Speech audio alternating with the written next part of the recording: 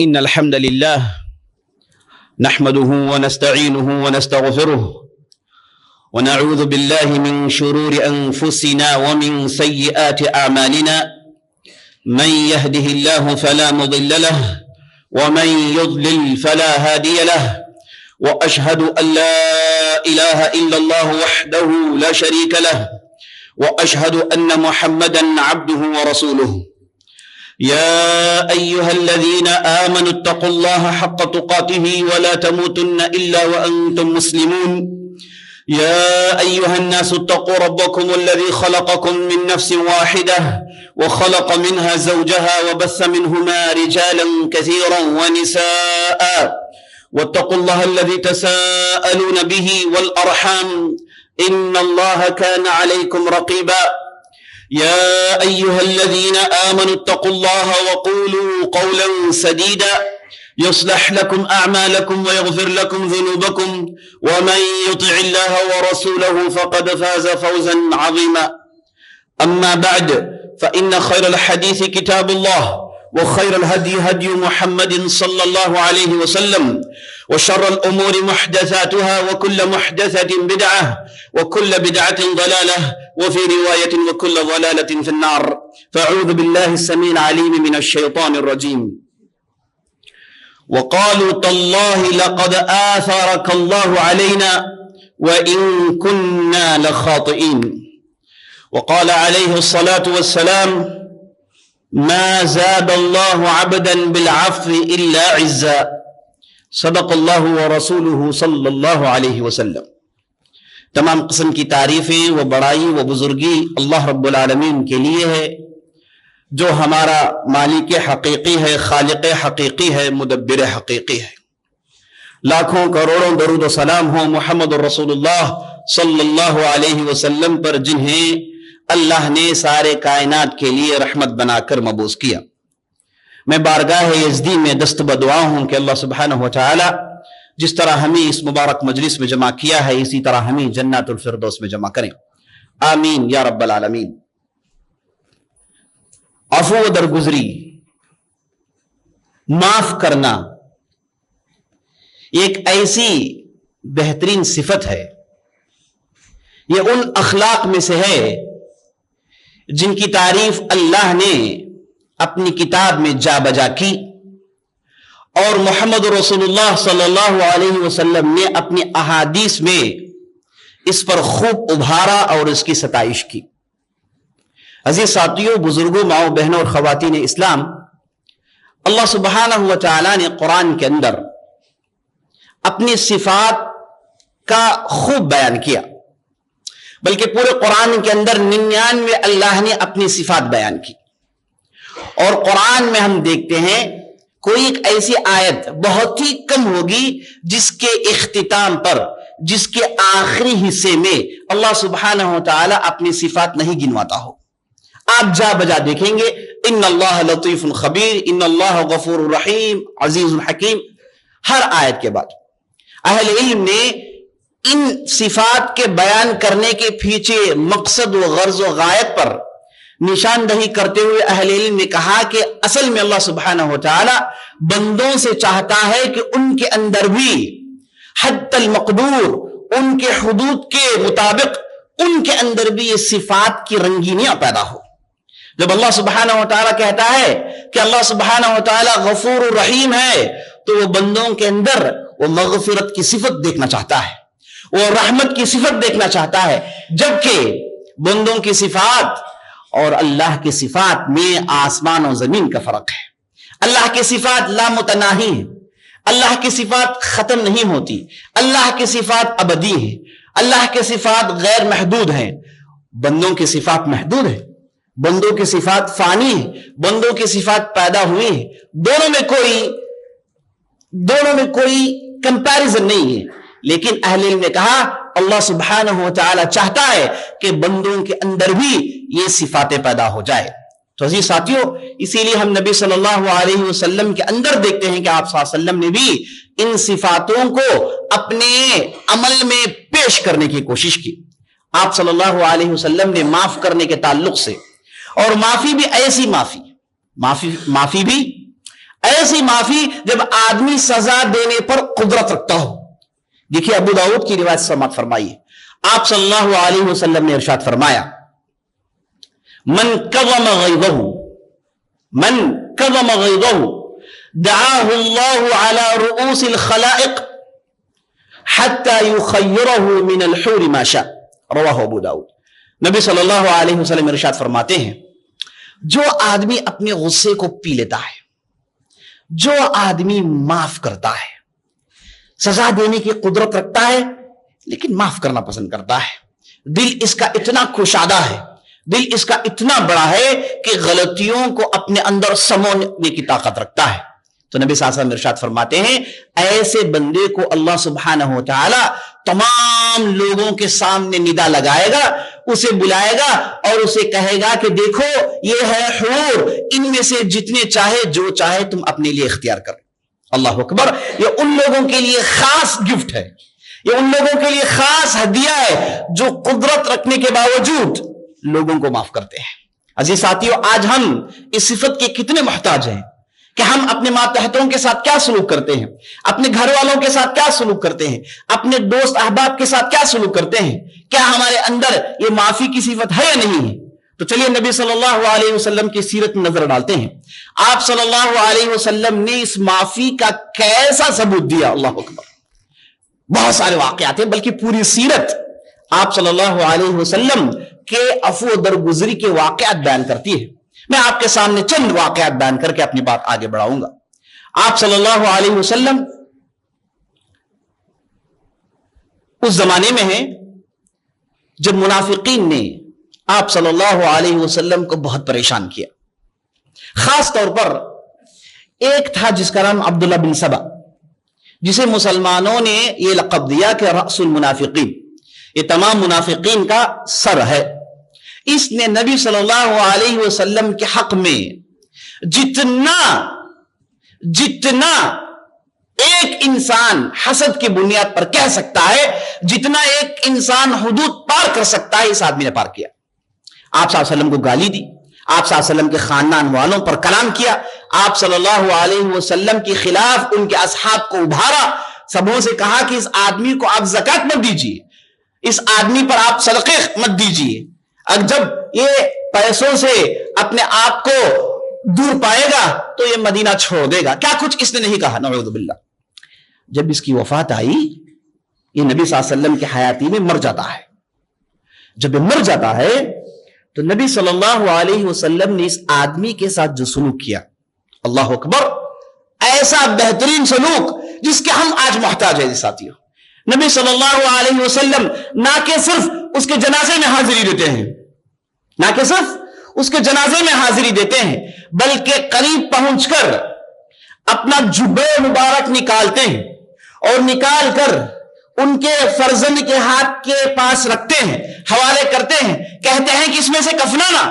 عمر بن خطاب رضی اللہ عنہ صبر نہیں کر پائے, بدک گئے, کہا کہ یا رسول اللہ یہ کیا کر رہے ہیں آپ. انہیں معلوم ہے کہ نبی صلی اللہ علیہ وسلم کی جسم مبارک سے جو کپڑا لگ جاتا ہے اس پر عذاب نہیں ہوتا, یہ تو منافق ہے. اگر اسے یہ لباس دے کر اسے کفنایا جائے تو اس ظالم کو تو عذاب آنی چاہیے. اس نے ایسے حدود پار کیے, ایسے جملے کہے, ایسی گالیاں دی جسے عام آدمی برداشت نہیں کر سکتا.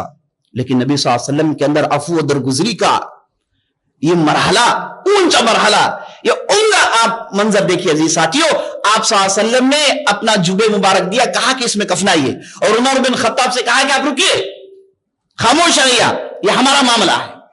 اور اس کے بعد ان کے جنازے کی نماز پڑھنے کے لیے کھڑے ہو جاتے ہیں, ان کے حق میں استغفار کرتے ہیں, اس آدمی کے حق میں استغفار کرتے ہیں.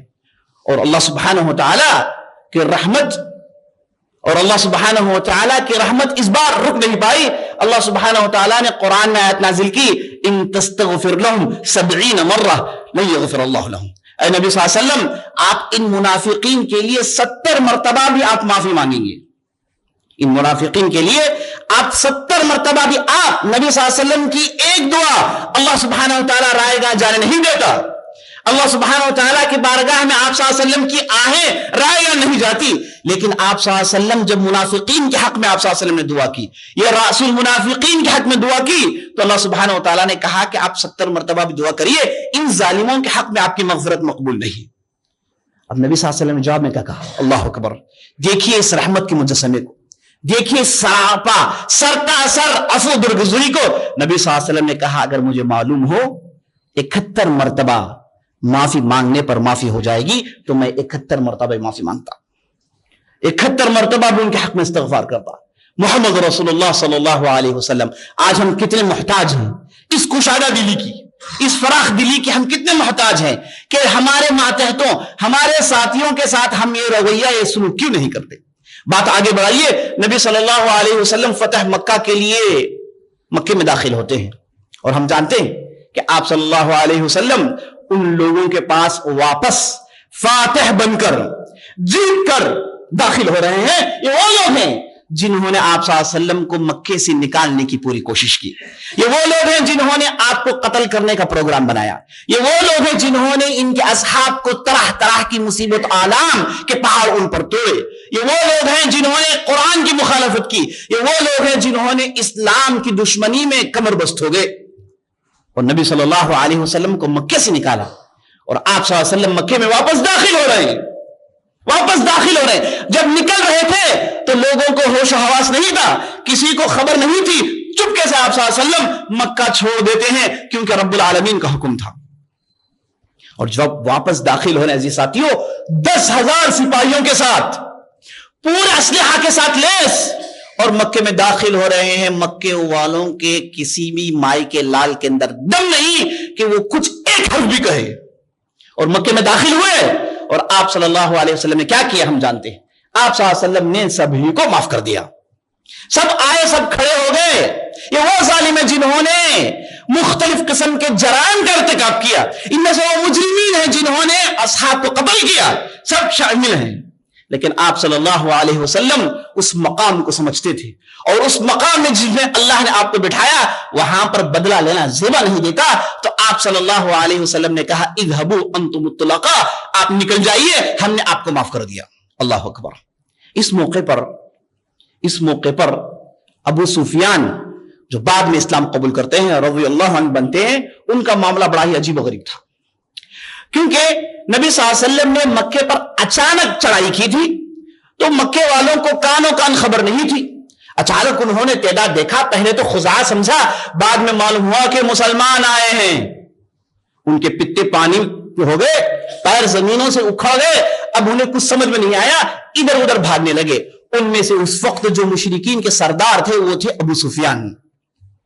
اب انہیں معلوم ہو گیا کہ عام طور پر اس زمانے میں اگر کوئی بستی فتح کر لی جائے، اس میں کوئی بادشاہ یا پھر ذمہ دار داخل ہوتا ہے تو دشمنوں کے پرخچے اڑا دیتا ہے، دشمنوں کو پیس کر رکھ دیتا ہے، یہی ہوتا ہے، اور ابو سفیان جانتے ہیں یہی ہونے والا ہے۔ تو ابو سفیان رضی اللہ عنہ وہ دوڑ کر ابو بکر صدیق کے پاس جاتے ہیں، جا کر کہتے ہیں کہ آپ میرے لیے سفارش کر دیجئے۔ تو ابو بکر صدیق نے کہا کہ نہیں، ہمیں نہیں کر سکتے، معلوم ہے آدمی کے جرائم کچھ کم نہیں ہے، یہی صحابہ جنہوں نے احد کی آگ کو ایندھن دیا، یہ وہی صحابہ جنہوں نے احزاب کی لڑائی کو کھڑا کیا، بڑے جرائم ہیں۔ تو جب ابو بکر صدیق نے انکار کر دیا تو وہ گئے عمر بن خطاب کے پاس، عمر بن خطاب نے بات کرنا بھی پسند نہیں کیا، کہا کہ تم لوگوں کو تو سزا ہونی چاہیے۔ اب یہ صاحب گئے علی بن ابی طالب کے پاس، جا کر کہا کہ ابن عم آپ ہمارے لیے سفارش کر دیجئے۔ علی بن ابی طالب چاہتے تھے کہ ان کے لیے سفارش کر دے، لیکن کون سی صورت میں جائیں؟ تو بڑے ہوشیاری سے، بڑے چالاک آدمی تھے، ذہین آدمی تھے، انہوں نے کہا کہ آپ جائیں قرآن کی ایک آیت کی ٹکڑی پڑھیں۔ کون سی آیت؟ کہا کہو قالوا تاللہ لقد آثرک اللہ علینا وان کنا لخاطئین۔ یہ آیت سورہ یوسف کی ہے، یہ آیت میں اللہ سبحانہ و تعالی یوسف کے بھائیوں کی بات بتا رہا ہے۔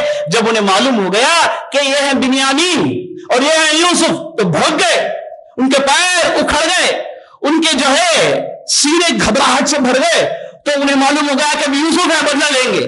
تو انہوں نے معافی مانگی، انہوں نے کہا کہ اللہ کی قسم، اللہ نے آپ کو ہم پر فوقیت دی ہے، اللہ نے آپ کو ہم پر فضیلت دی ہے، بلا شبہ ہم نے غلطی کی ہے، بلا شبہ ہم نے غلطی کی ہے تو جواب کیا آیا؟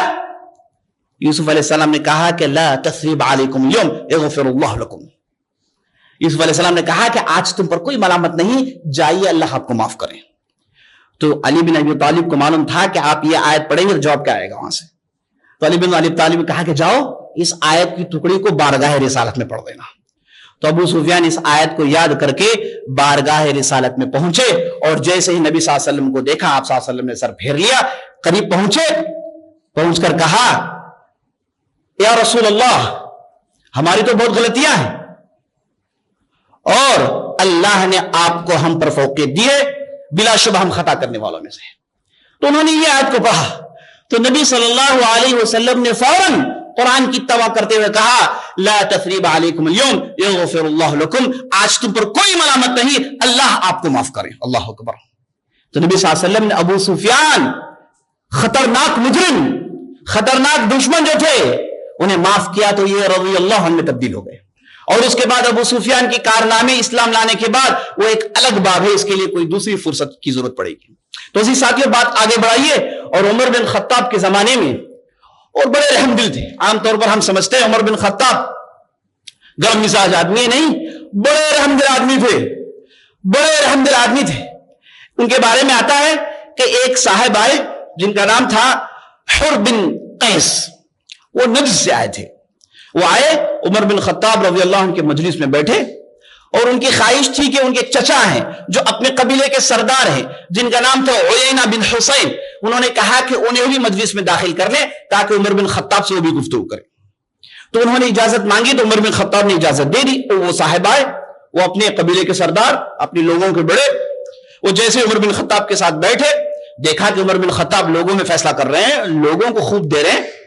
اب یہ صاحب کو کچھ ملنے میں کمی ہو گئی، تو یہ صاحب نے کہا یا عمر، اے عمر انک لا تعطی الجزل ولا تحکم بالعدل. انہوں نے کہا کہ عمر تم دیتے نہیں ہو اور تم انصاف نہیں کرتے حکم لگانے میں. عمر بن خطاب کی مجلس میں جنہیں دیکھ کر شیطان بھاگتا ہے، ان سے یہ سلوک، یہ الفاظ، تو عمر بن خطاب رضی اللہ عنہ کو غصہ گیا. اور حر بن قیس جو تھے انہوں نے دیکھا، سمجھ لیا کہ اب یہ صاحب کی تو گئی، اب یہ تو مار کھائیں گے. تو فوراً انہوں نے عمر بن خطاب سے کہا کہ اے خلیفۃ المسلمین، اے امیر المؤمنین، کیا آپ نے قرآن کی آیت نہیں پڑھی جس میں اللہ نے کہا الذین ينفقون فی السراء والضراء والکاظمین الغیظ والعافین عن الناس. اے عمر بن خطاب، اللہ نے متقین کی صفت کیا بیان کی کہ وہ حالت سرا، حالت ضرا، یعنی خوشحالی میں اور تنگ دستی میں، دونوں عالموں میں اپنے ہاتھ کو نہیں روکتے، اللہ کے راہ میں انفاق کرتے رہتے ہیں اور اپنے غصے کو پیتے ہیں اور لوگوں کو معاف کرتے ہیں. عمر بن خطاب کو کافی غصہ آ گیا تھا، چہرہ سرخ ہو گیا تھا، لیکن جیسے قرآن کی آیتوں کو سنا، غصے کو پینے والے مومنین ہیں اور معاف کرنے والے مومنین ہیں، تو عمر بن خطاب نے کہا کہ چلو بھائی ہم نے معاف کر دیا. اللہ اکبر. عزیز ساتھیوں، اور تاریخ آپ پڑھتے جائیے. مجھے اس وقت ایک زبردست اسلامی خلیفہ کا نام یاد آ گیا. ان کا نام ہے ہارون الرشید. بہت زبردست عباسی خلیفہ گزرے ہیں. ان کے بارے میں آتا ہے کہ یہ اتنے رحم دل اور اتنا معاف کرنا پسند کرتے تھے کہ ان کے ساتھ عجیب و غریب واقعات پیش آئے. ایک مرتبہ ہوا ہے کہ ان کے خاص وزیر جن کا نام تھا یحییٰ البرمکی، یہ برمکی ایک ایسا خاندان تھا جو عباسیوں کے لیے منسٹرز کا کام کرتے تھے اور بڑے ذہین پڑھے لکھے لوگ ہوتے تھے. تو اس میں سے ایک تھے جن کا نام یحییٰ البرمکی. تو ان کے بارے میں ہارون رشید کو خبریں پہنچی کہ یہ دشمنوں سے بات چیت کر رہے ہیں، اور گورنمنٹس، حکومتوں میں یہ بہت بڑا گناہ ہوتا ہے. انہیں ڈر اس بات کا ہوتا ہے کہ کہیں اندر سے سازش نہ ہو اور ان کے خلاف خروج نہ ہو جائے، ان کے خلاف بغاوت نہ ہو جائے، یہ ڈر انہیں کھاتے رہتی ہے. تو اس معاملے میں بڑے سنگ ہوتی ہے، بڑے سخت دل ہوتے ہیں اور فوراً ریئیکٹ کرتے ہیں. تو فوراً ہارون رشید نے حکم دیا کہ پورے برامکا خاندان کو قتل کر دیا جائے. اس میں جو بڑے بڑے منسٹر تھے سب کو جیل میں ڈال دیا گیا، سب کو جیل میں ڈال دیا گیا. اب اس میں ہے کون؟ یحییٰ البرمکی، خالد البرمکی، بڑے بڑے لوگ، بڑے منسٹر طبیعت کے لوگ، بڑے ذہین لوگ جن کے رائے مشورے سے خلافت چلتی تھی، اتنے بڑے لیول کے لوگ. جب ان کے تعلق سے شائبہ پیدا ہوا تو ہارون رشید نے کہہ دیا کہ قید میں ڈال دو، ان سب کے سر مار دو. ایک ہی رات میں مار دیے گئے. تو جب یہ اپنے قید خانے میں تھے، موت کا انتظار کر رہے تھے، تو یحییٰ برمکی جو ان میں جو بڑا تھا، اس نے جیلر سے کہا کہ آپ مجھے ایک مرتبہ ہارون رشید سے ملنے کی ملاقات کروا، ایک مرتبہ بس. ٹھیک ہے غلطی ہم سے ہو گئی، ہم مانتے اپنی غلطی، لیکن ملاقات ایک مرتبہ کروا دیجئے بس. اور وہ خبر لے کے پہنچے. اب وہ وقت تھا جب ہارون رشید برمکی کا نام سننا نہیں چاہتے تھے. اب چونکہ ایک بڑے لیول کے آدمی نے سفارش کی، گزارش کی، تو وہ بڑی مشکل سے ہارون رشید کے پاس پہنچے. پہنچ کر ان کے کان میں کہا کہ آپ سے یحییٰ البرمکی ملنا چاہتے ہیں. تو ہارون رشید نے کہا کہ یحییٰ کو معلوم ہے اگر وہ مجھ سے ملے گا تو میں اسے معاف کر دوں گا. یحییٰ کو معلوم ہے کہ اگر وہ مجھ سے ملے گا میں اسے معاف کر دوں گا.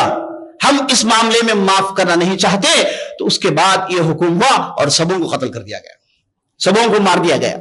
تو یہاں پر نقطہ یہ ہے کہ ہارون رشید کا معاف کرنا سب کو معلوم ہے. لوگ ان سے معافی مانگے تو معاف کر دیتے تھے، لیکن یہ نہیں چاہتے کہ ان کی یہ معافی ایسے بغاوت کرنے والوں کو بغاوت پر ابھارے. اور ہارون رشید کے کوگے تھے جن کا نام تھا المامون. اللہ اکبر. یہ وہ آدمی ہیں جنہوں نے 30 سال حکومت کی اور معاف کرنے میں بہت مشہور تھے. ان کا ایک مشہور جملہ ہے جس میں صاحب کہتے ہیں لقد حبب الی العفو حتی اخاف الا اجر علیہ. کہتے ہیں کہ مجھے معاف کرنا اتنا پسند ہے کہ کبھی کبھار ڈر اس بات کا لگتا ہے کہ کہیں مجھے اس پر اجر نہ ملے، کیونکہ جب میں ایسے لوگوں کو معاف کرتا ہوں تو مجھے بڑا مزہ آتا ہے. کہیں میں خطا کاروں کو معاف کر کے انہیں ان پر خطاؤں پر نہ ابھار دوں، یہ مجھے ڈر ہے. یہ مامون الرشید کا ایک مشہور قول ہے. ان کے تعلق سے آتا ہے کہ ایک صاحب تھے جن کا نام ابراہیم المہدی. یہ اپنی زمانے میں بڑے مشہور خلیفہ تھے. بعد میں انہیں عرض کر لیا گیا ان کی غلطی کی وجہ سے. بعد میں عباسی خلافت قائم ہو گئی. تو ہوا یہ کہ یہ صاحب کو قید میں مامون کے سامنے پیش کیا گیا. کہا جاتا ہے کہ ایسے لوگوں سے بات کرنا تو دور کی بات، ان کے سروں کو فوراً مار دیا جاتا ہے. لیکن مامون اور رشید نے فوراً انہیں معاف کر دیا، جو تاریخ کی کتابوں میں آج بھی لکھا جاتا ہے. تو عزیز ساتھیوں، معاف کرنا، دل کو نرم کرنا، لوگوں کے غلطیوں سے نظر انداز کرنا ایک ایسی صفت ہے جسے اللہ سبحانہ و تعالی بہت پسند کرتا ہے. آپ قرآن کی تلاوت کریں گے، اللہ نے ایک جگہ ارشاد فرمایا لا تقولوا ثلاثہ، اے عیسائیوں آپ 3 خدا مت کہو، اللہ تو ایک ہی ہے. الا تحبون ان یستغفر اللہ لکم ان یغفر اللہ لکم، کیا تم لوگ نہیں چاہتے کہ اللہ تمہیں معاف کرے؟ یہ خدا کہو اللہ تمہیں معاف کر دے گا، یہ خدا کہو اللہ تمہیں معاف کر دے گا. تو عزیز ساتھیوں، معاف کرنے کی صفت آج ہم اور آپ کے اندر آنی چاہیے.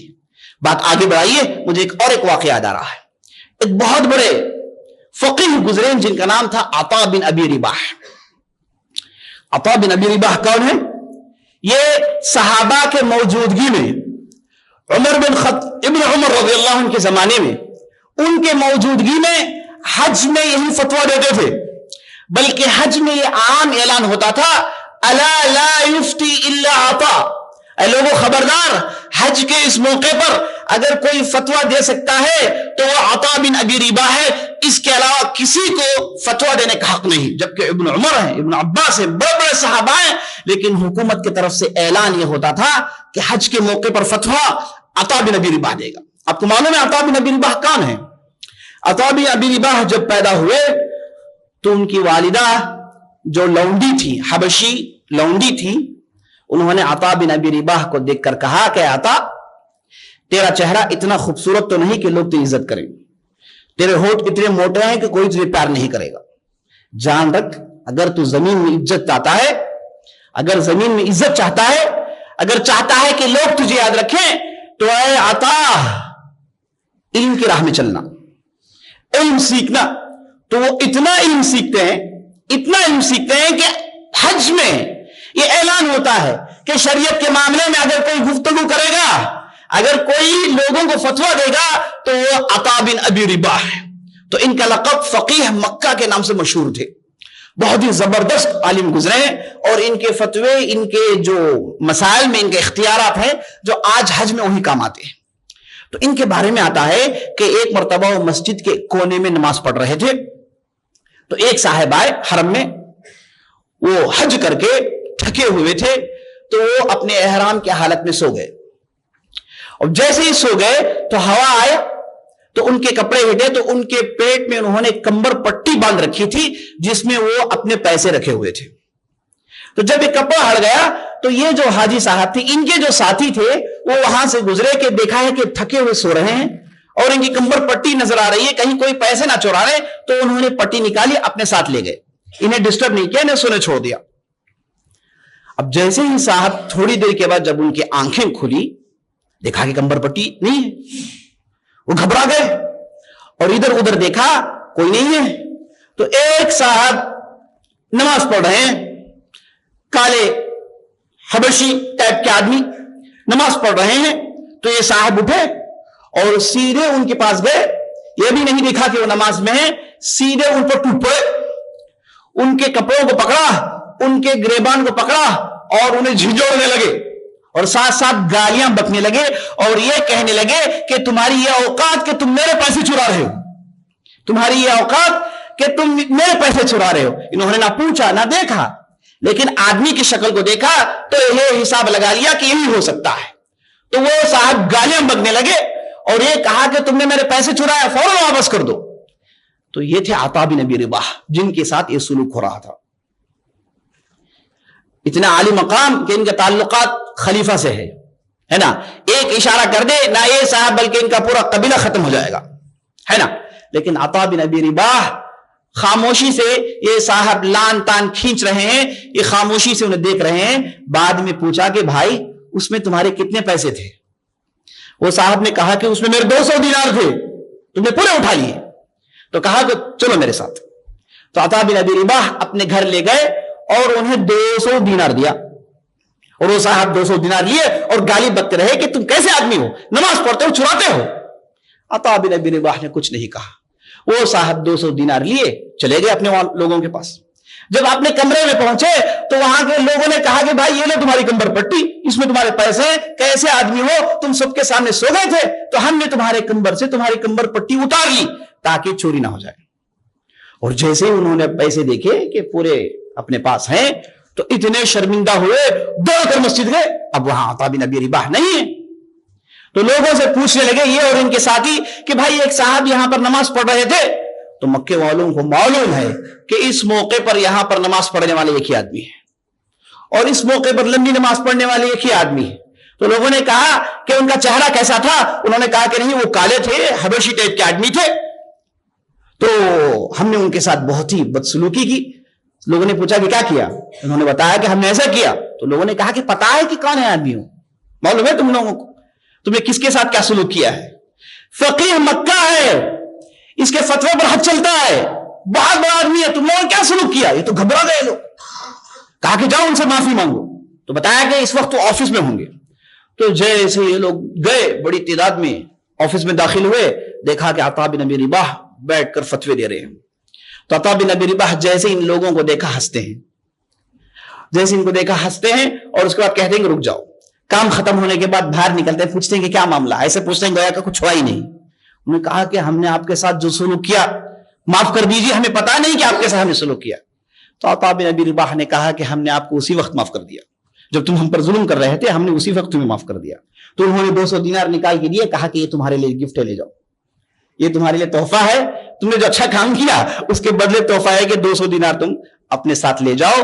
تو انہوں نے نہ کہ صرف معاف کیا بلکہ انہیں بطور تحفہ دیا۔ عجیب و غریب نمونے عزیز ساتھی، عجیب و سب سے میں نے یہ معافی کرنے میں سب سے عجیب و غریب واقعہ میں نے جو پڑھا ہے وہ بتا کر اپنی بات ختم کرتا ہوں۔ وہ واقعہ ہے ابن الجماع، ایک بہت بڑے وزیر گزرے ہیں، ہے نا۔ ایک مرتبہ وہ اپنے آفس میں بیٹھے ہیں، لوگوں کو کچھ دے رہے ہیں، کچھ کام کر رہے ہیں، تو اتنے میں ایک صاحب آئے جو بالکل لٹیرے غنڈا منظر تھا ان کا۔ وہ جیسے قریب آئے، یہ اڑ گئے ابن جماع اور گئے اس آدمی کے سر میں ہاتھ رکھا، کہا کہ میں نے آپ کو معاف کر دیا۔ اس کے بعد پیسے کچھ دیے، اس آدمی کو بھیج دیا۔ لوگ جو ان کے ساتھ تھے انہیں تعجب ہوا کہ یہ ایسا آپ کا رویہ نہیں ہوتا ہے۔ آپ نے اس آدمی کے ساتھ اتنا اچھا سلوک کیوں کیا؟ تو پتا ہے انہوں نے کیا کہا؟ انہوں نے کہا کہ پچھلے 40 سال سے میری ایک آنکھ کام نہیں کرتی، کسی کو نہیں معلوم، 2 آنکھوں میں ایک آنکھ کام نہیں کرتی۔ پتا ہے آنکھ کیسے چلی گئی؟ یہ آنکھ اس وقت چلی گئی جب بچپن میں علم حاصل کرنے کے لیے کتابیں لے کر علم سیکھنے کے لیے جا رہا تھا، تو ایک گھنڈا میں اس پر ٹوٹ پڑا، اس نے اتنا مارا کہ میری آنکھ چلی گئی، اور 40 سال کے بعد آج میری سے ملاقات ہوئی ہے، 40 سال کے بعد آج میری سے ملاقات ہوئی ہے، تو مجھے پرانی بات یاد آ گئی، تو میں نے اس کے ساتھ اچھا سلوک کرنا چاہا۔ عجیب و غریب لوگ۔ تو عزیز ساتھیوں، رمضان کا موقع آ رہا ہے، رمضان کا مہینہ آ رہا ہے، یہ مہینہ توبہ و استغفار کا مہینہ ہے، یہ مہینہ اللہ کی قربت حاصل کرنے کا مہینہ ہے۔ کتنا ہی اچھا ہوگا کہ ہم اس مہینے میں داخل ہونے سے پہلے وہ کام کرے جو عبداللہ بن عمرو بن عاص کیا کرتے تھے روز رات میں سونے سے پہلے، کہ وہ سب کو معاف کر دیتے تھے، دل سب کے تعلق سے صاف کر دیتے تھے، اور اس کے بعد لیٹ جاتے تھے۔ تو رمضان کا مہینہ آتا ہے تو ہم آپ کو چاہیے کہ جتنے بھی لوگ ہم سے غلط سلوک کیے ہیں اور جو بھی ہمارے ساتھ ہوا ہے اسے لے کر ہم اپنا دل صاف کر دیں۔